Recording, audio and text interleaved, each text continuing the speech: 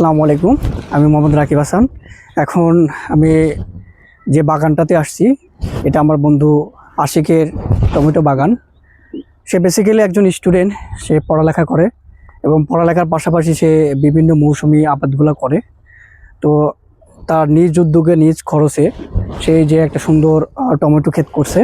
তো টমেটোগুলো একটু দেখাও, সুন্দর একদম ফ্রেশ গ্রামের পরিবেশে টমেটোগুলা খুবই ফ্রেশ, ফরমালিন মুক্ত, কোনো কীটনাশক সার দেওয়া হয়নি। এটা খুবই ফ্রেশ, খাতেও সুস্বাদু।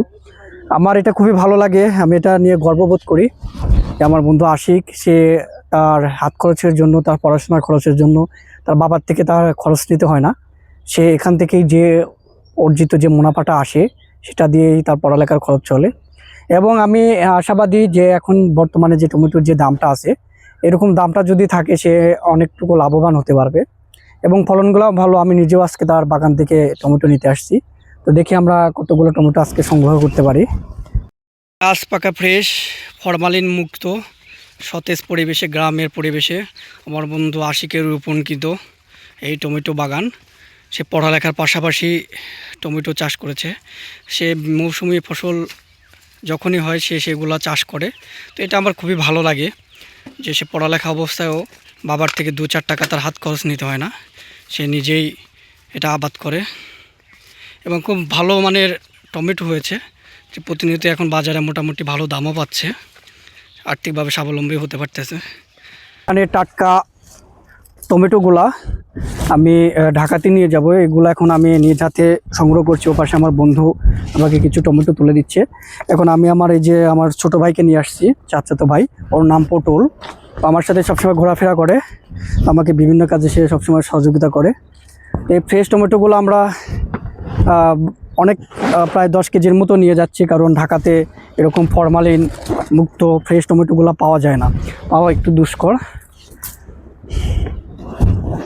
গাছ পাকা একদম ফ্রেশ টাটকা টমেটো, শীতের সবজি, যে কোনো তরকারির সাথে এটা মানানসই, যে কোনো তরকারির সাথে টমেটো দেওয়া যায়। অনেকে টক পছন্দ করে। টমেটো আমাদের তোলা হয়ে গেছে। আমার বন্ধু আশিক একটা মিটার নিয়ে এসে সেগুলো মেপে দিচ্ছে। আমরা যদিও আবার সে আমার বন্ধু, কিন্তু আমরা এটা যেহেতু তার কষ্টার্জিত ফসল, আমরা অবশ্যই এটা ফ্রিতে নিব না, আমরা তাকে ফুল পেমেন্ট করে নিব। এবং আমরা সে আমাকে মেপে দিচ্ছে তার নিজ হাতে। প্রায় আমরা এখানে 10 কেজির মতো টমেটো নিব। বাজারে 60 টাকা থেকে 65, 70, আর পাইকারি বাজারে 50 থেকে 55 টাকা। এখান থেকে যে আয়টা হচ্ছে তাতে দিয়ে কি মোটামুটি যে খরচটা করা হয়েছে সে খরচটা কি উঠছে? বাজার থেকে তো অবশ্যই বেশি কিছু। যদি এখন বর্তমান যে বাজারটা চলে, এই বাজারটা যদি আরও কিছুদিন থাকে তাহলে সেক্ষেত্রে কি ভালো একটা মানে লাভ করা সম্ভব? অবশ্যই ভালো প্রফিট করা সম্ভব। যা বেকার সময়টা মূলত আমি এনজয় করি এটার মাধ্যমে। আচ্ছা, এটাই মূলত। পড়ালেখার পাশাপাশি এটা তুই মানে কিভাবে এনজয় করিস? পড়ালেখার পাশাপাশি কিভাবে এখানে সময় দিস? পড়ার ফাঁকে ফাঁকে সময় বের করা হয়। এখান থেকে যে খরচটা আসে এটা কি তুই কোনো তোর সংসারে কাজে লাগাস বা তোর বাবা মাকে দেখিস? অবশ্যই। যাক, শুনে খুব ভালো লাগলো। আমার বন্ধু আশিক, তার এই মহৎ উদ্যোগকে আমি সাধুবাদ জানাই। এবং সে শুধু এই মৌসুমি ফসল শুধু টমেটো চাষ করে না, সে মৌসুমি বিভিন্ন ধরনের ফসল, যেমন আমরা তার পাশেই তার আরেকটা জমিতে দেখলাম, তার ওই জায়গাটাতে সে পেঁয়াজ লাগাইছে, তার ওই পাশে আবার দেখলাম যে সিম লাগাইছে, ওই পাশে তার পাশে দেখলাম সে সুন্দর করে আলু রোপণ করছে। আসলে এখান থেকে সে তার পরিবারের চাহিদাটাও মেটাতে পারছে, তার পরিবারে এগুলো তার মানে শাকসবজি কিনতে হচ্ছে না, সে ফ্রেশটা পাচ্ছে এবং সে এখান থেকে বিক্রি করে ভালো একটা মুনাফাও পাচ্ছে, যা দিয়ে তার সে পড়ালেখার খরচও 2 দিন খরচ চালাতে পারছে।